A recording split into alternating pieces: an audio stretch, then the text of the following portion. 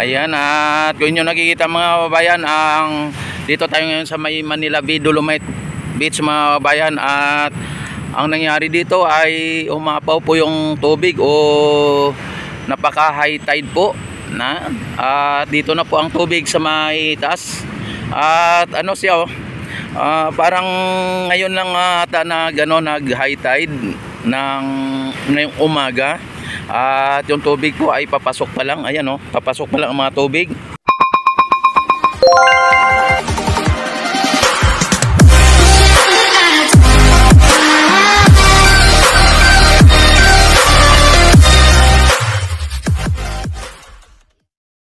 Ayan, kung inyo nakita ay na medyo may kalakasan po ang alon na umano dito sa ating dalampasigan.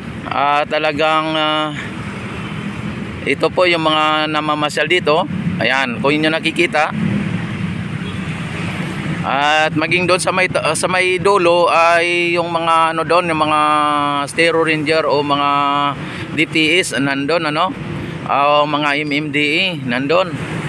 Ayan, dito sa may dulo mga bayan, nakita naman ninyo ay kabilang dulo ay talagang umaapaw na po ang ating dagat ito, yung Manila Bay. Ayan. At wala po tayong nakikita mga basura dito mga bayan. Kung inyong napapansin ay napakalinis po ng ating Manila Bay. At wala po tayong nakikita mga kung ano-anong mga basura na nandito sa Manila Bay.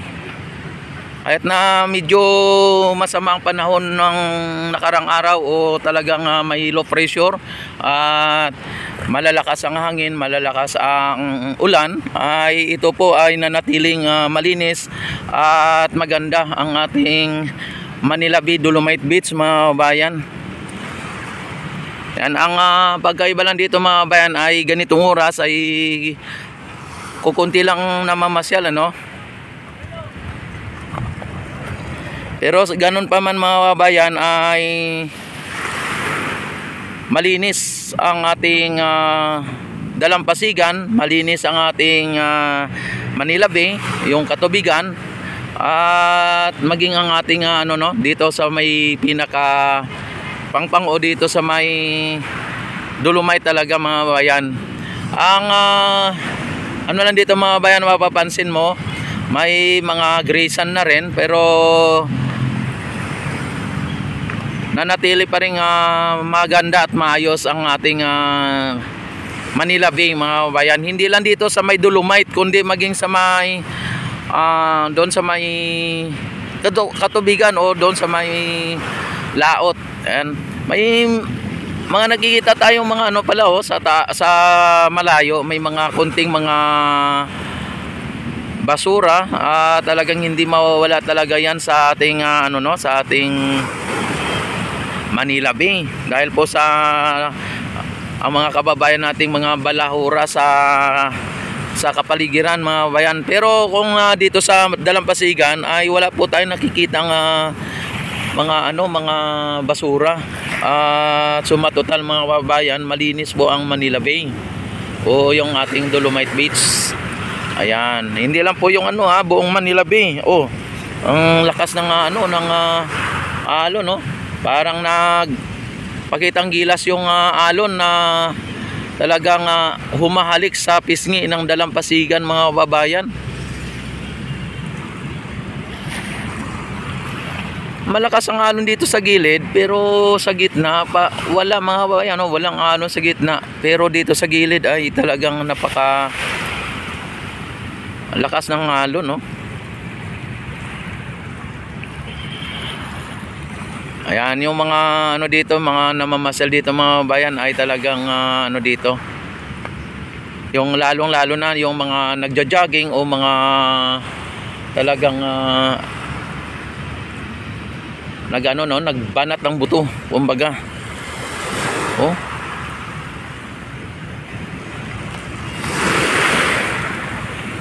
Yung tubig mga babayan malinaw ang tubig ng Manila Bay Malinaw, ayan kung inyo nakikita. Yan, ay yung mga nakita nyo mga ano, bula-bula lang po yan, ano, dahil po sa malakas po ang impact ng tubig o ng alon dito sa gilid, ano. Yan, may mga maliliit na yung nakikitang mga isda. Kaya lang hindi katulad dati na talagang asin marami, ano. Sa ngayon siguro dahil po sa taob o tag nito yung high tide, ay yung mga tubig, mga ano siguro yung mga isda ay nasa gitna. At dito po mga kababayan ang jet ski at saka yung rubber boat mga kababayan, no. Yan, dalawang jet ski po dito sa ating Manila Bay Dolomite. At mayroon dito pala yung ano, nandito yung trash skimmer mga kababayan. Yun, punta natin doon yung trash skimmer.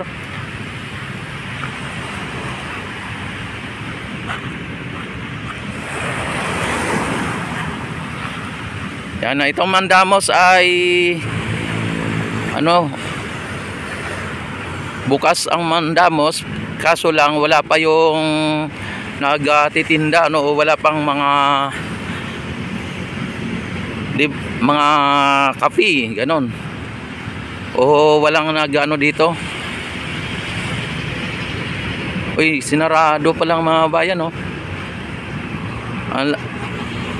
Alam ko nung nakaraang ano, bukas ito, pero ngayon sinarado nila, linagyan nila ng ano. Ayan, bukas yung pintuan, no.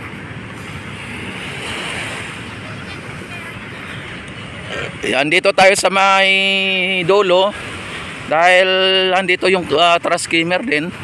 At lagi kong sinasabi sa inyo mga kababayan na kapag pumunta kayo dito ng Dolomite ay kailangan ay pasyalan nyo rin ang dulo, para sa ganon masasabi nyong nakapasyal kayo ng Dolomite.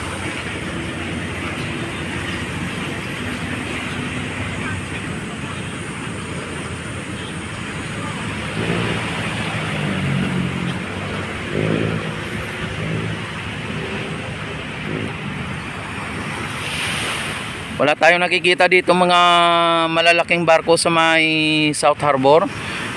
Ngunit may mga nakaantabay dito na mga tugboat o yung mga tagahila, no, ng mga malalaking barko katulad ng mga cruise ship.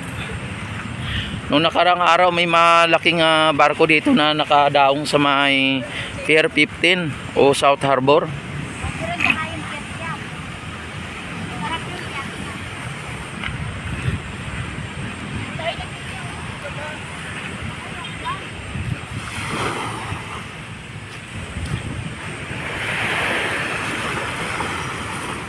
And like and share and subscribe mga kababayan. Don't forget to click notification bell. I-select nyo na ang all para sa ganon ay ma-notify agad kayo tuwing ako ay mag-live, mag-upload ng mga videos.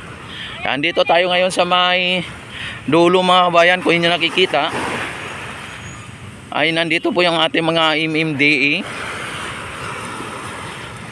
Ayan, talagang ano, no, sinasala po nila yung mga nasa buhangin ng mga basura. Ayan, no.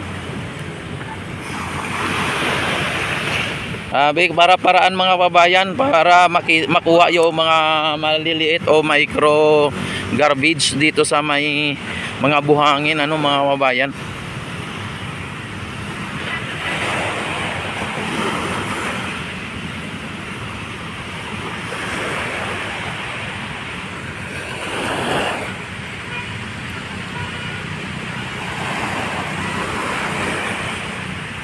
Yan, dito tayo ngayon. Ayan ang trash skimmer mga bayan. Kung inyo nakikita ang laki nitong trash skimmer, ano.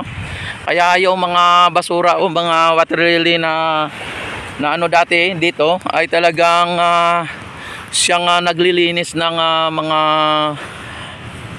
lumulutang na mga water hyacinth o water lily sa ating Manila Bay. Ayan mga bayan, talagang makita ninyo ang kagandahan ng At napakalinis ng ating Manila Bay mga kabayan.